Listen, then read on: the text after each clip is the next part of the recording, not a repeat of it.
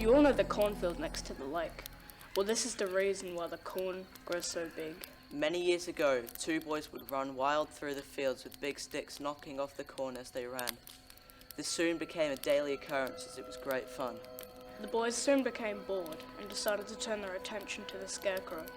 To their amusement, every time they beat the straw out of it, it seemed to have been repaired and put back on its spike every day. Day after day, they would dance stupidly around the scarecrow, making up rude names and spitting at it, pulling out its stitching and drawing funny crowed faces on its sackcloth head. Running out of ideas, one of the boys pulled a box of matches out of his pocket. Egged on by the other, he struck a match and waved it and taunted it in front of the scarecrow's face. But he had waited too long, and the match was burning his fingers, so he dropped it on the floor. The ground went up in flames. Scared, they ran and ran and ran, but whichever direction they turned, there seemed to be flames in front of them. Somehow they got separated. Now panicking, one of the boys screamed out. The other friend screamed back from the distance, so he decided to run his direction. As he got closer, the fire seemed to no longer be in front of him.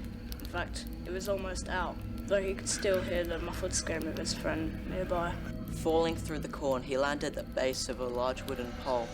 He looked up. His friend was tied to the pole, his clothes torn, and his mouth sewn shut with thick cotton. He looked in his friend's eyes, which suddenly bulged with horror, causing him to look around. Stood behind was the scarecrow, with needle and thread in his blooded hands. To this day, if you look into the cornfield, you'll find not one, but 3 scarecrows standing there. And that is why the corn grows so big.